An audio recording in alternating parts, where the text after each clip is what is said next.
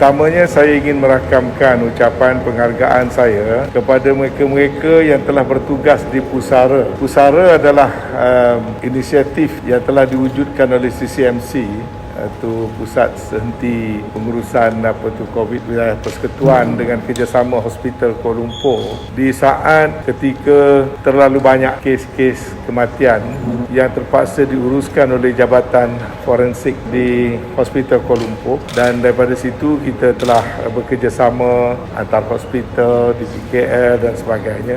Dan minggu hadapan pusat ini sudah mula boleh ditutup kerana kes-kes kematian terutamanya punca pada COVID sudah turun kepada angka biasa, dan dengan itu saya ambil peluang ini untuk nak ucapkan terima kasih kerana di Pusara itu muafakat 15-16 agensi melibatkan Jawi, JPAM, Rumah Prihatin, volunteers, ramai sekali lah, dan mereka telah menunjukkan perkhidmatan yang sungguh cemerlang. Mereka bekerja boleh dikatakan round the clock, dan di saat-saat paling penting waktu kes-kes banyak tu boleh dikatakan sangat mencabar sekali lah. Jadi saya ucapkan terima kasih kepada mereka semua. Dan hari ini kita menyampaikan token sumbangan kepada semua petugas-petugas yang terlibat Pusara Hospital Kuala Lumpur. Pusara itu stand for Pusat Pengurusan Mayat Sementara di HKL, yang kita telah menggunakan ruang stadium lama, stadium TPCA. Jadi saya juga nak ucapkan terima kasih kepada pihak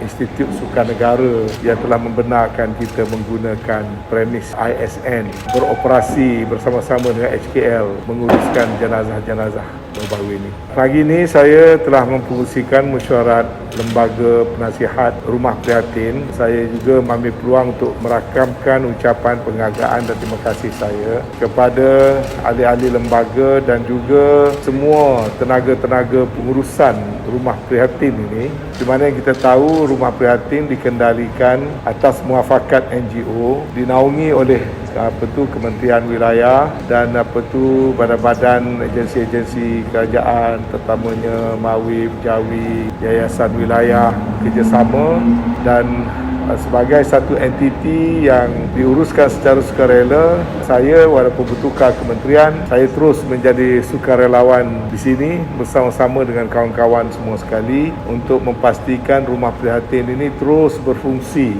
dengan kepelbagaian perkhidmatan bersifat kebajikan, seperti mana yang kita semua dah tahulah. Macam tadi kita bersetuju misalnya daripada program bilik prihatin, kita sedia memperluaskan selain daripada mereka-mereka yang memerlukan tempat penginapan dalam keadaan kesempitan, juga akan ada ruangan-ruangan sebahagian daripada bilik untuk diberikan kepada orang-orang biasa juga pada harga yang diskaun tapi tinggi sikit daripada harga kebajikan, supaya mereka berpeluang menyumbang daripada bayaran yang mereka buat itu. Mereka dapat menyumbang untuk menampung kos bilik-bilik percuma dan bilik harga murah, bilik kebajikan yang kita sedang uruskan.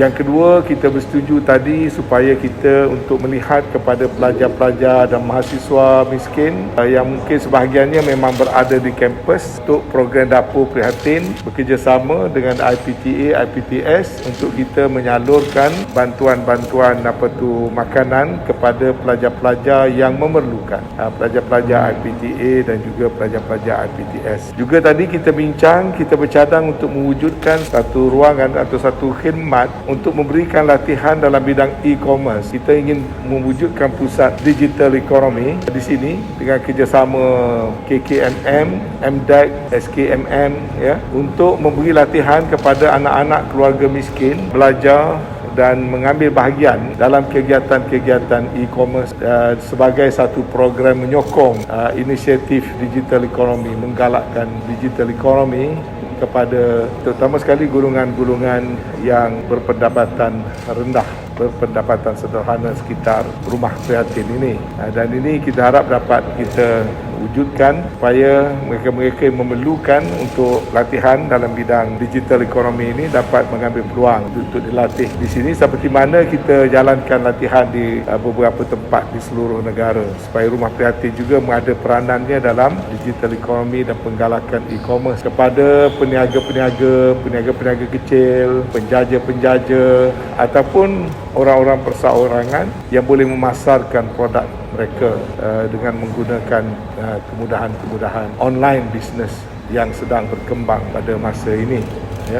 Selain daripada itu, saya telah meminta supaya program Toy Bank diperkenalkan lagi dengan lebih meluas. Saya harap sambutan daripada masyarakat untuk menyumbangkan alat-alat permainan kanak-kanak. Kita setakat ini dah membantu lebih 300 orang kanak-kanak dengan memberikan toys percuma. Kita harap dapat bekerjasama dengan tadika-tadika ataupun rumah-rumah asuhan dan rumah-rumah jagaan untuk kita memberi sumbangan untuk permainan kanak-kanak secara percuma berdasarkan pada apa yang kita terima daripada sumbangan orang ramai di bawah program Toy Bank. Jadi itu antara sebahagian daripada perkara-perkara yang kita bincangkan tadi, dan saya gembira kerana program di Rumah Prihatin ini dapat berjalan berterusan. Kita dah mendapat sokongan kuat daripada Yayasan Wilayah Persekutuan. Kita dapat sumbangan yang agak besar daripada Majlis Agama Wilayah Persekutuan MAWIP, satu jumlah yang cukup besar, dan ini dapat menjamin sustainability Rumah Prihatin untuk sepanjang setahun yang akan datang, kerana adanya sumbangan-sumbangan dalam jumlah yang cukup besar, termasuk juga daripada sumbangan-sumbangan individu. Kita ada hampir 30-40 individu yang telah juga turut menyumbangkan. Pada mereka semua saya ucapkan terima kasih, dan kita harap akan ada lagi daripada semasa ke semasa individu, corporation dan syarikat dapat terus membantu kita di Rumah Prihatin supaya kita dapat menyalurkan bantuan kepada golongan mereka yang memerlukan. Saya juga nak terus highlight tentang adanya khidmat klinik mental health. Kita nak promote terus, dan saya telah minta supaya kalau boleh bekerjasama dengan stesen-stesen televisyen termasuk RTM dan yang lain-lainnya supaya memberikan hebahan, kerana di luar sana mereka yang mengalami tekanan dan juga yang terkait dengan soal penyakit mental ini, mereka mungkin tak sedar, mungkin juga malu, mungkin juga segan, ataupun mungkin mereka tidak tahu adanya perkhidmatan yang diberikan secara very discreet, secara confidential. Jadi saya hendakkan mereka yang ada masalah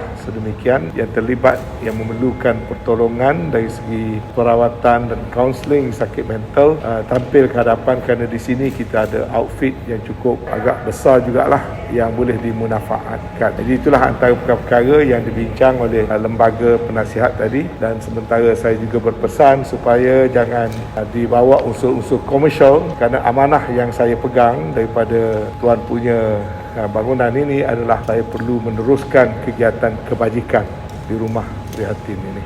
Sebab kita sebagai pusat pemberian vaksin telah kita tamatkan, kerana di Kuala Lumpur sebahagian besar sudah pun menerima vaksin, dan kapasiti yang ada di PPV kendalian KKM itu sudah lebih daripada memadai buat masa ini.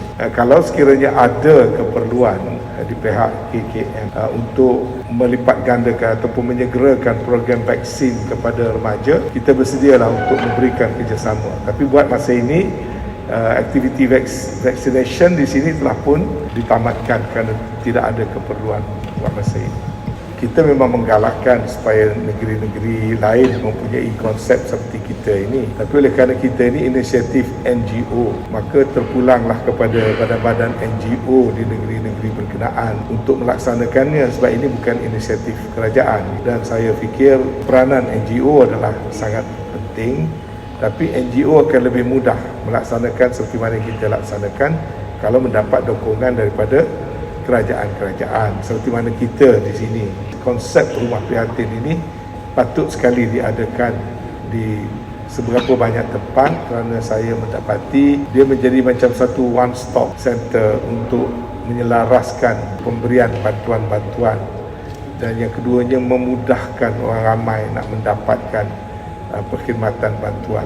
Tapi yang pentingnya ia mesti didukung oleh para sukarelawan dan juga badan-badan bukan kerajaan.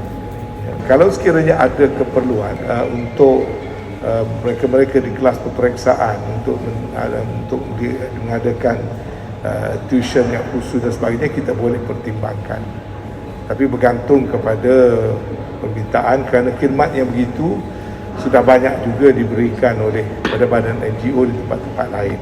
Fokus kita akan terus fokus kepada kumpulan sasar, iaitu urban poor, mereka-mereka yang miskin dan kurang bernasib baik, terutama sekali di kawasan-kawasan bandar yang biasanya mempunyai tekanan kehidupan yang agak kuat, terutama sekali dalam suasana pandemik.